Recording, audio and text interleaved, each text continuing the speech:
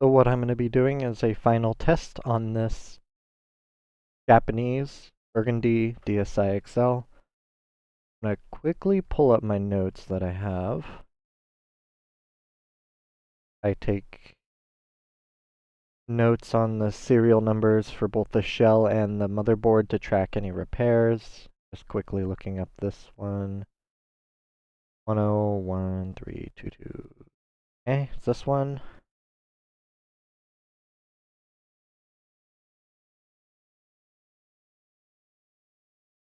Okay, the shell has some things I'll need to address.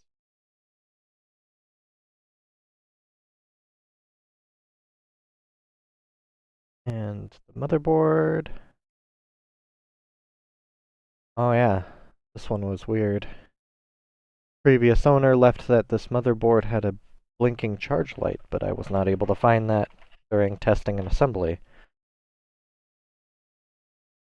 So, probably a bad battery, I guess in that case, which has since been rectified. What I'm going to do is pull the console apart to verify that I have the correct motherboard inside this shell. I keep them together. I'll also be adding some Kapton tape over the connectors for both the touchscreen digitizer as well as the LCD backlight. Nintendo did that from the factory. I figure it holds some sort of importance. Maybe it keeps them from accidentally popping open due to shock, causing a rather unfortunate situation of either the console not turning on or you losing touch sensitivity, which is both equally annoying.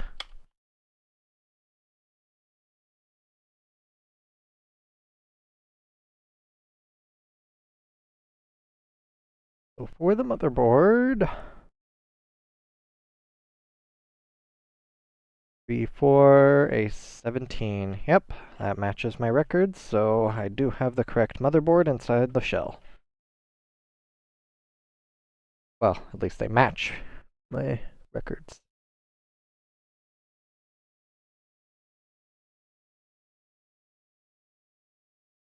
Now what I'm going to do is grab a little piece of Kapton tape to put over those connectors, as I stated before. Just gotta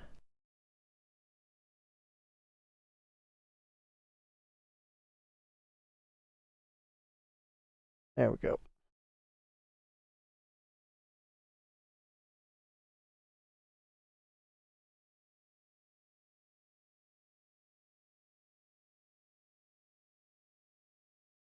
Maybe I was being a little generous. This is a little more Kapton tape than I would usually use.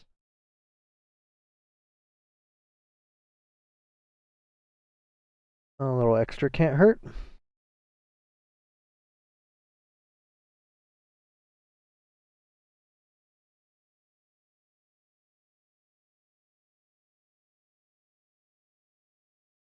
And then I just put the rest over the microphone cover.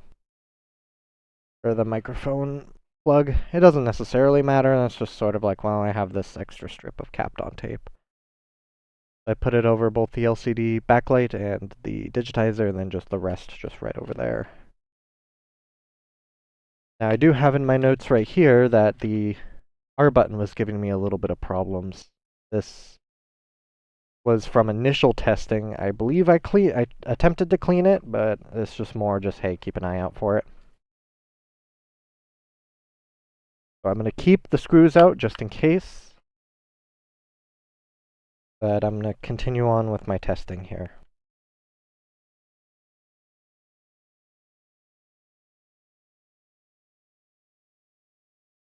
So let me grab my assessment form and begin filling that out. I'll be this guy right here. I'm just going to grab a pad to write on because this playmat isn't very good with a pencil. So unit color burgundy.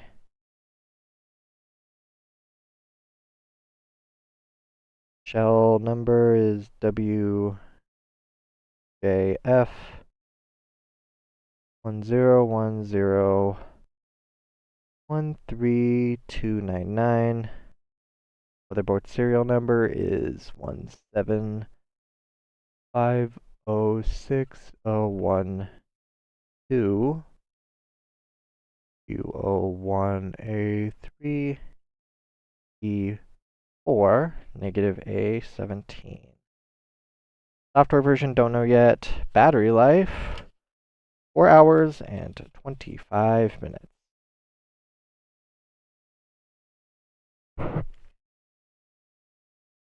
So now I'll just begin going down my list I have here of the various tests I do. I'll be doing the cosmetic assessment later.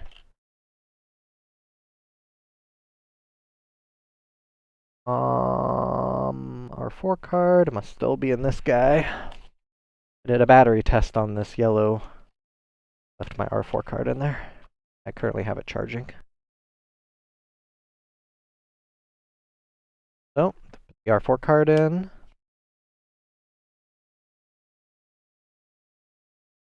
Ooh, great screen matching. Very good, okay. I'm not going to worry about that until later. I just want to move these screws real quick. Okay. Console turns on. Motherboard and power board are good. There's no disputing that. Let's load up the R4 card and get to my programs I use to test. This one, Diagnose, or Diagno SE, however it would be pronounced. This is what I use to test my buttons.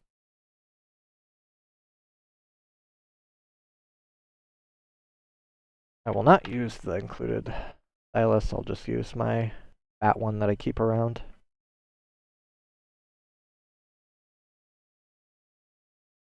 Okay, I'll press each button about 5-10 times. I'll get to that R button later.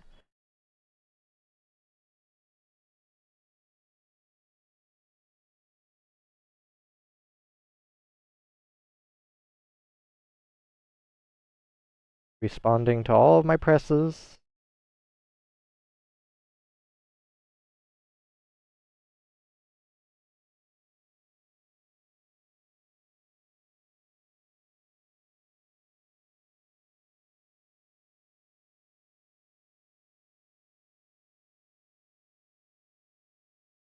And it looks like me cleaning that R button worked.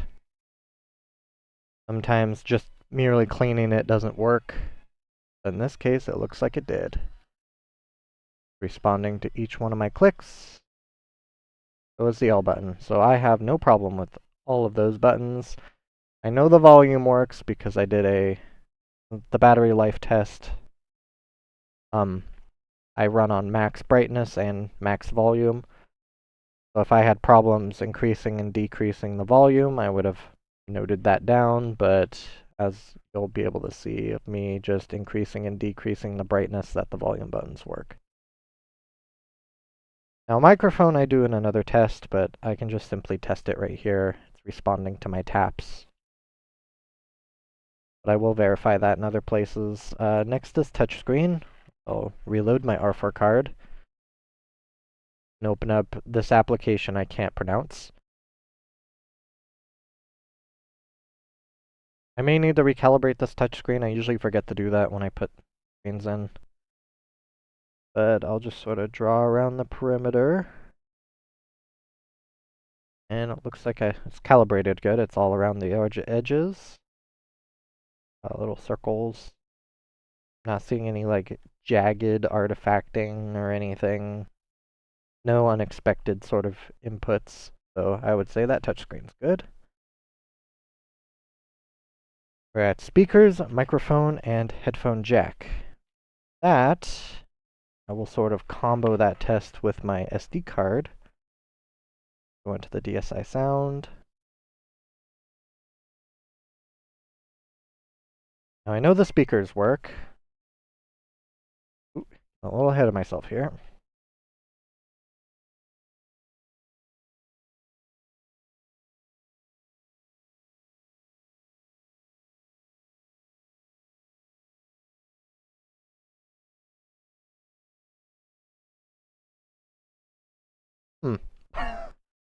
Well, I can't read Japanese, so I don't know what that says.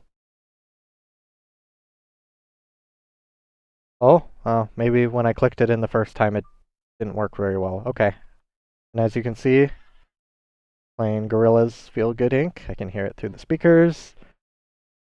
Quickly check the headphone jack, just plugging in earbuds, and then I'll just listen to each earbud here.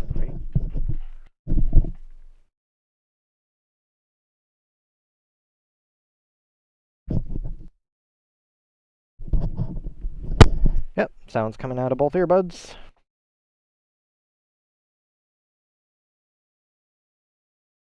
And then just quickly on the sound app, la la la la, recorded my beautiful singing. So all of the sound-related applications and components are functional, as well as the SD card slot. The card slot is something I'll get to later, but I can at least check off the sound system. Camera.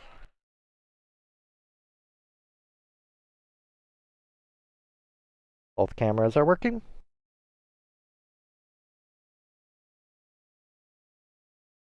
Charge port, this one I'll have to sort of do somewhat off screen. I'll grab a charger that I have that I'll be including. It'll be this guy right here. I don't want to unbundle it.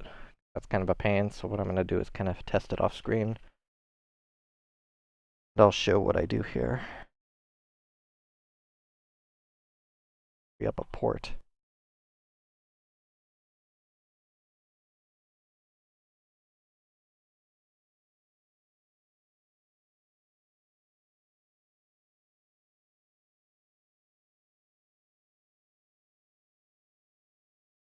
Plug in that charger.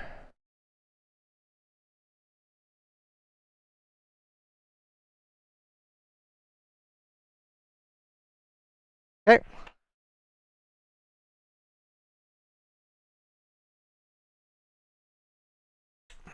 So basically what I did, I'll grab this charger I have off here. This is the one I'm not including. This is just the one I have plugged in. It's unfurled. I'll plug it in. Solid orange light. Cool. And then I'll also wiggle it around here in a circle. As you can see, the charge light is solid. So there's no issue with any of the solder joints on the charger port. Or nothing that I should be concerned about. So that's good. That passes. I did that on the included charger because that's the one that matters the most. Now for game card slot and SD card slot.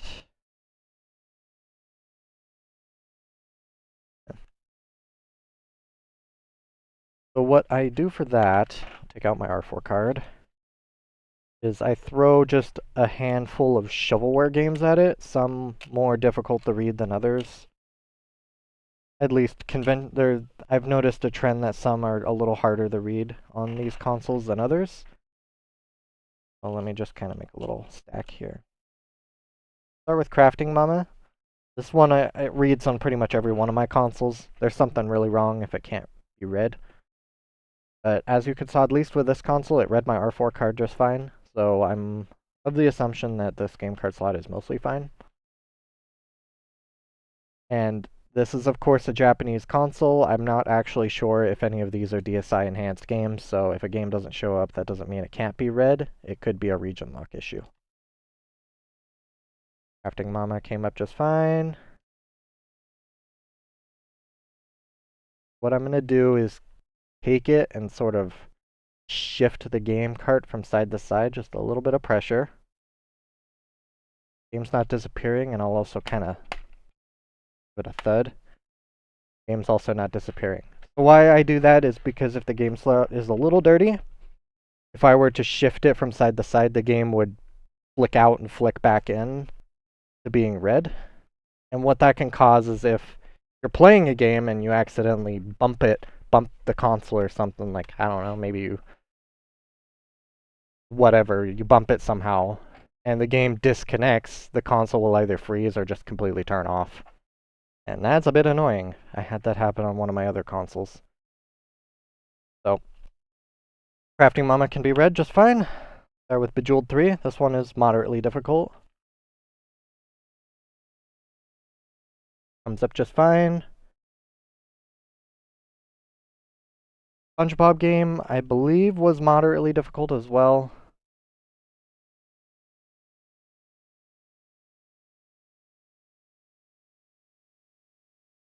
And of course, I have to... Okay, there it is. I'm not entirely sure if any of these are DSI enhanced, so... I'll do the Dog Whisperer next. One's also... I think this one's supposed to be easy to read, but sometimes my consoles don't for some reason, but came up just fine. And then this one, Wonder Pets, is sort of the one that the consoles have the hardest time reading. Basically, if a console can read this, it can read anything. Came up just fine, wiggling side to side. Cool. All of my shovelware is red without any issue at all. Also good to know none of those are DSI enhanced. Wi-Fi I'm going to test off screen because I have, I do my Wi-Fi test with the hotspot inside my phone. So I just have that one last test. So what I can do is put screws back in, apply the screw covers, and then go with the more cosmetic assessments, which are unfortunately very subjective, but that's just going to be how it is.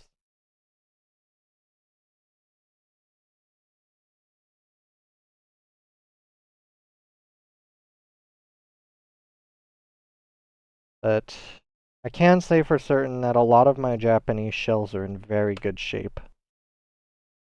The unfortunate part, them being Japanese.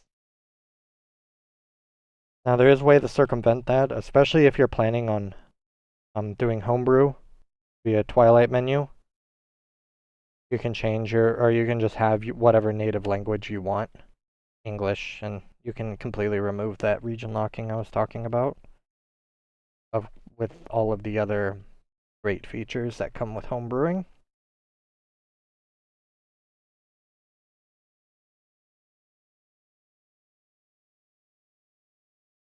Okay, screws are in. I'm gonna make sure that these plastic clips down here are engaged.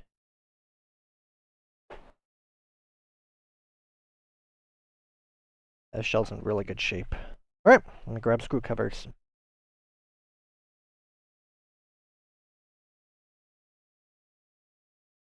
Yeah, these consoles are very good for homebrewing because I'll usually post these as kind of cheaper than I would at a US-based Burgundy console, just because there is that.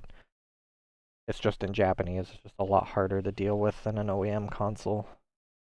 Or not OEM, but US console. There's just those extra steps you need to take.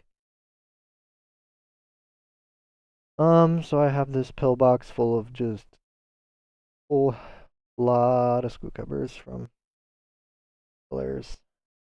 I'll try and find some good ones here.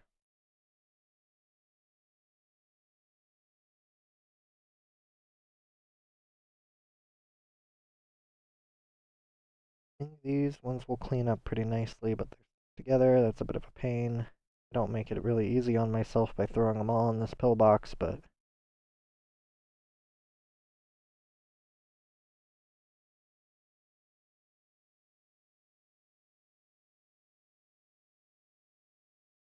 okay, just need one more bottom shell. There we go.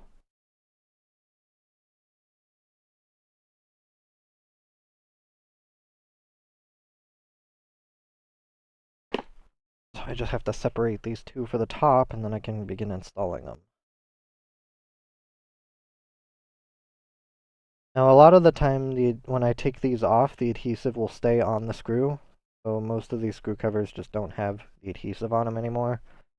I can't just simply put them on, as much as I would like to. I have to give them additional support. Thankfully, the top screw covers, they don't encounter any mechanical stress like the bottom ones do, but I always have to assume that I'm going to be poking and prodding of some type.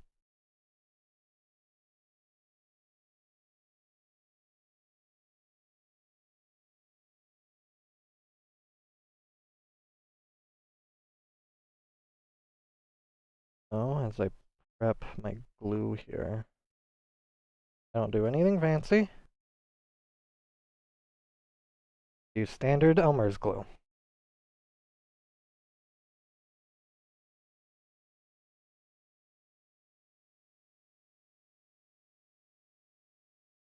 Yeah. What I do is I just basically kiss the top of the screws with just a little bit of glue. Like just enough to leave like a little like remnant that glue was there. These top screw covers don't need really anything special, just a little bit. Then, matter of placing them in. Took a screwdriver to this one because it looks like the screw is up a little. Yeah, and that's kind of represented, so I need to do something about this screw here. I don't know why it's not fully sunk down.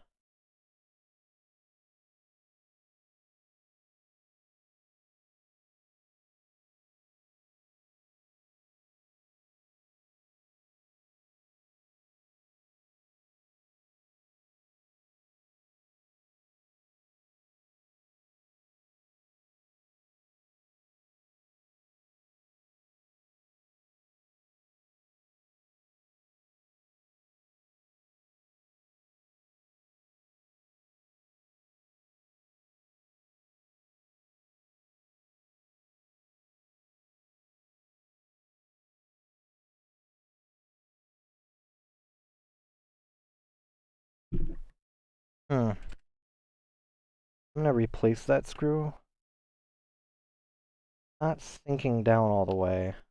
See, there's not debris in the screw hole, because that would be kind of annoying.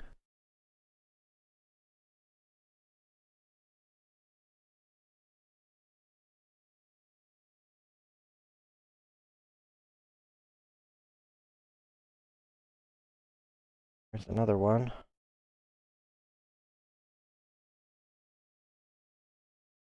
Oh, that one sank in, so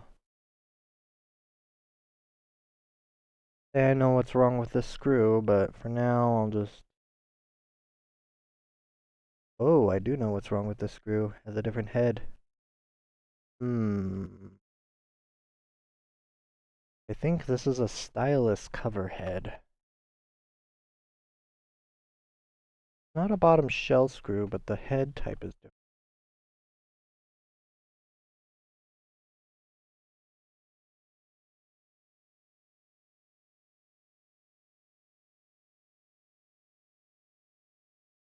Silver screw. Not a card slot screw. Too short. Huh. Not really sure how that got in there, but I'm gonna have to put this screw aside to deal with later. That's very strange. Anywho, I have all my screws sorted by size. Sometimes when people do shell swaps, I've noticed that the aftermarket shells use very strange. They don't use like OEM equivalent screws. It's possible just one of those non-OEM screws finally made it into my mix.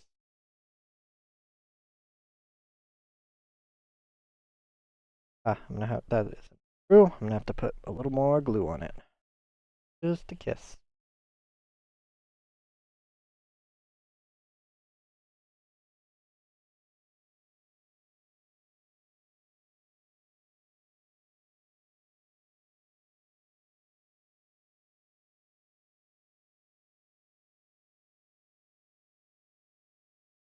Which side of this screw cover looks better? Does okay.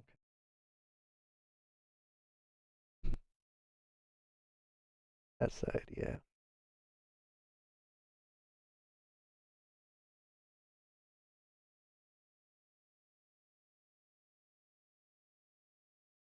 Okay, with the exception of that weird screw problem, everything went on nice. Don't really have to do anything more there. And for the bottom, these screw covers do experience a little bit of mechanical stress, being that if they're placed on a surface, the screw covers they get depressed a little. Not enough for me to, like, really adhere them down. Either remnants of their thicker or friction will keep them in place. So, again, I do a little bit of glue in each holes, drop the screw covers in.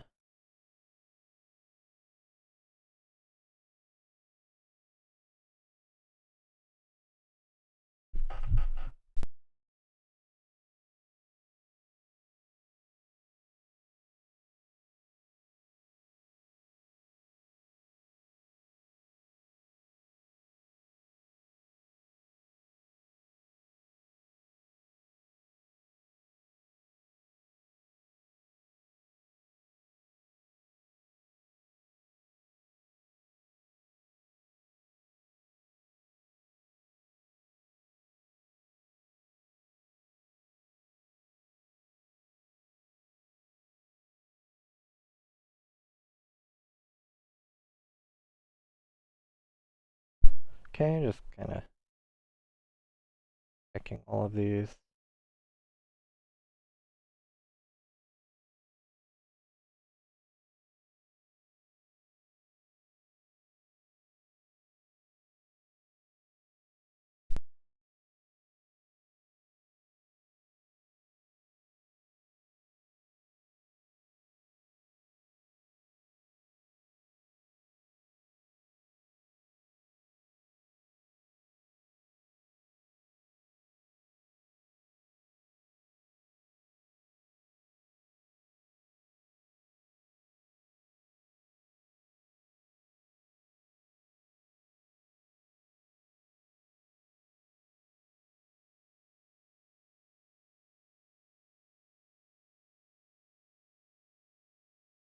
Okay, those are all good. Got to check the software version.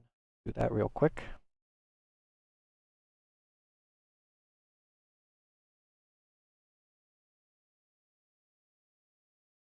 It is 1.4J. I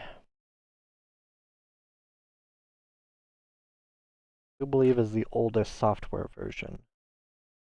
Retail consoles.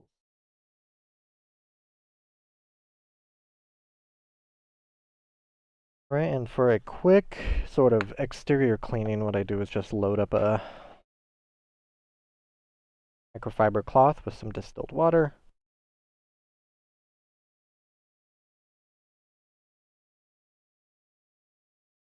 By load up, I mean I take the distilled water out of my little cup with a syringe and pour it into the cloth.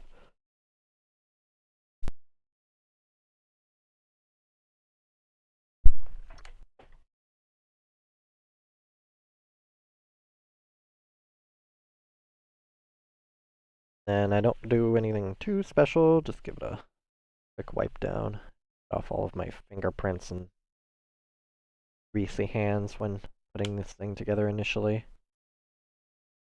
It'll give me a chance to clean the top of these covers as well, and as well as sort of wiping off the screens. The screens should be fine. I did put a screen protector on them, but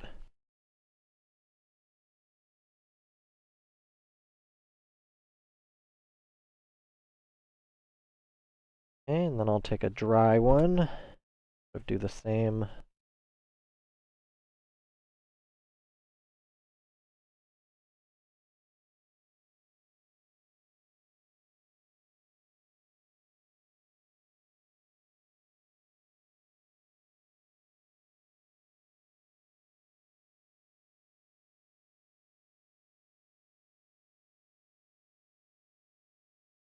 Okay, so now comes the actual assessment portion. What I'm going to do is look in my notes. I do have to note that there is some rust on the bottom shell around the shoulder buttons. Put this down here in the other comments. on bottom shell.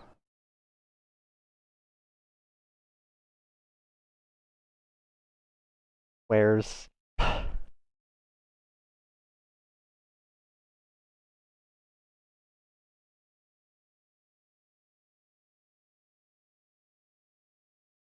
shoulder button sit? Buttons isolated with Captain tape. So basically what I did is there is a little bit of shells, a little bit of rust in the sort of ingresses where the buttons actually sit. I'll grab this air shell just to show you. Right there where these little tiny black stickers is. This one actually has just a tiny bit of rust on it. Air light. These little tiny ingresses where the shoulder buttons sit. In this Burgundy console, there was just a bit of rust all around it, and getting rust out of plastic is very difficult. I cleaned it up as best I could. But what I did is I took some Kapton tape. I'll just grab a shoulder button right now. What I did is I took Kapton tape and I wrapped it around the metal part of the button before actually putting it in.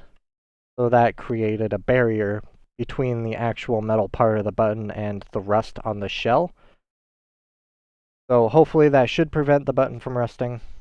Of course, as long as you don't submerge the console like whatever happened to this Burgundy console originally, where it met or where it found a bunch of rust. Since the buttons are isolated, they should be good. Theoretically, they should be good. I have no reason to believe that that's going to cause an issue. So let's go over. I was noticing this LED diffuser has a bit of damage on it. It doesn't impact the performance of the diffuser, but it's something I noticed. Anyway, let's go over my condition of the shell. This glossy shell is in pretty good shape, all things considered. There are some noticeable scratches. See one right there. There. There's sort of the line of wear around the exterior of the shell. Just little, like, scrapes and scuffs. The hinges look in pretty good shape. I see a little bit of discoloring right there, but nothing crazy. And then, of course, there's that damage to the LED diffusers. Edges. Edges look really good. There's some marks.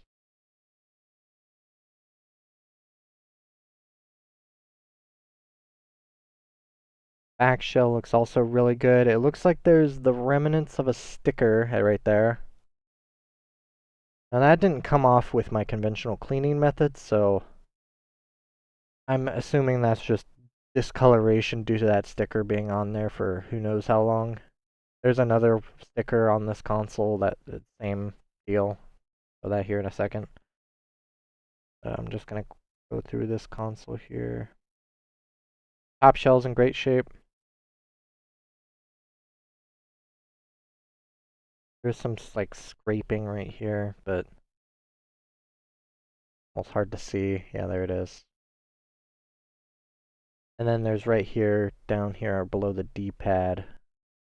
Try and get a light on it. Yeah, there you can kind of see it. It's also the remnants of a sticker. It's just discoloration. I don't think there's anything I can do there. It didn't come off when I cleaned the shell. A lot of scuffs and scrapes. But I would say generally this shell is in really good shape.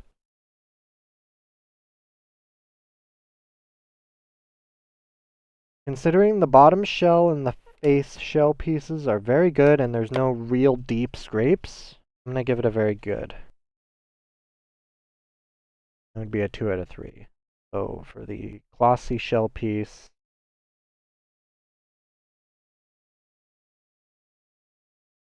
glossy shell has light scratches.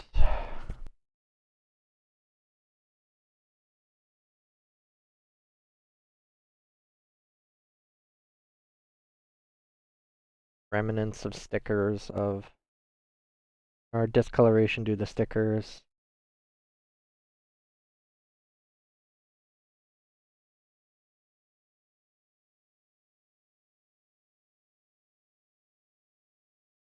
On bottom and below D-pad. LED diffuser damage.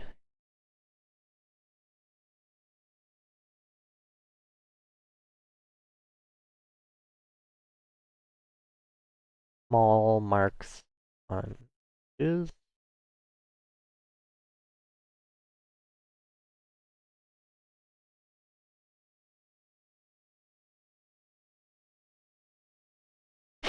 Okay, I say that's pretty good. That's a pretty good. I'm very pleased with a very good. Hardware are the buttons. Discoloration, or there's all button seems pretty rough. Wow, pretty rough is kind of being a little too harsh, but there's like a paint chip gone on that one. I noticed that the top of the plus is missing. Doesn't really matter. Just cosmetic damage. Then all the face buttons look really good.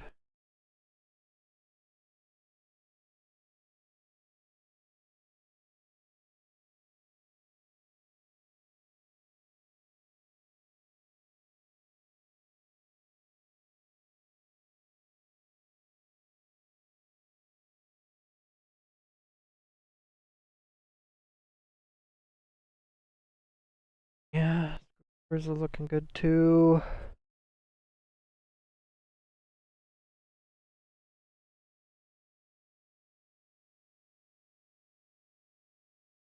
So it's just mainly this L button. There's a little bit of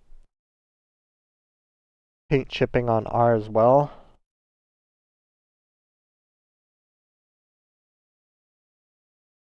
I think I'll give it a very good. Well,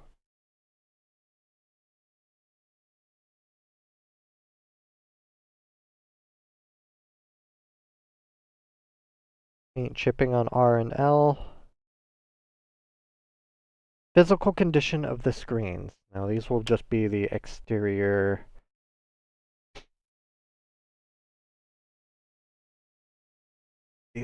I'm in a rather dusty environment, so there's going to be just a lot of dust falling while I'm doing this.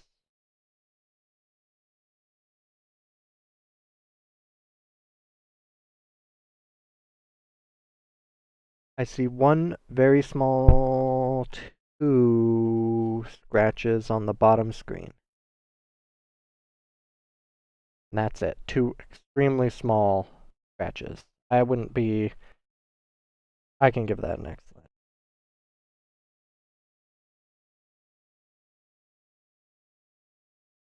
Two very small scratches on bottom screen.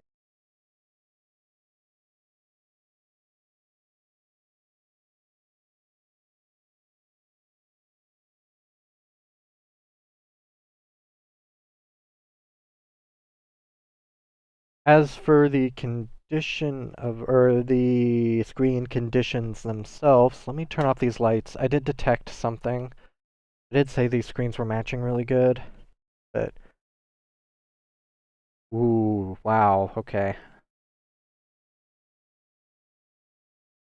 It was when I put it at an angle, I kind of noticed the top screen was a little more blue, but now that I'm looking at them without a light, it may have just been...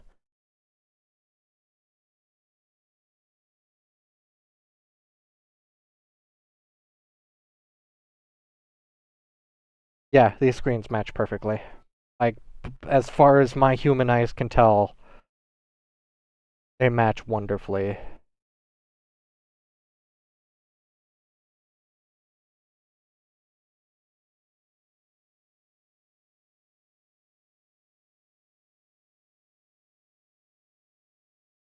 I am looking at this. with the rust on the bottom shell, I'm going to knock a point off of the physical condition of the shell just because of that rust.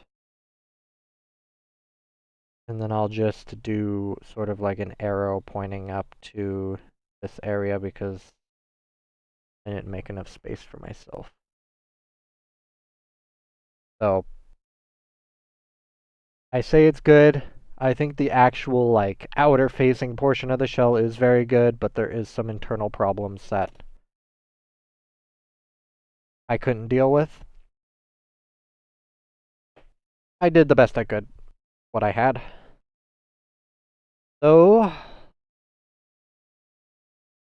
let's see, 3, 6, 7, 8, 9. I give it a 9, which is a right in the smack dab of very good. I agree with that assessment. Base date is 8/21, 24. And then I'll do the Wi-Fi when I can get my phone separated from my rig. I am going to do the actual condition assessment video here in just a moment. But as far as the final condition protocol, that was the video. Wow, that was the process for this console. Should be appearing on eBay here pretty soon.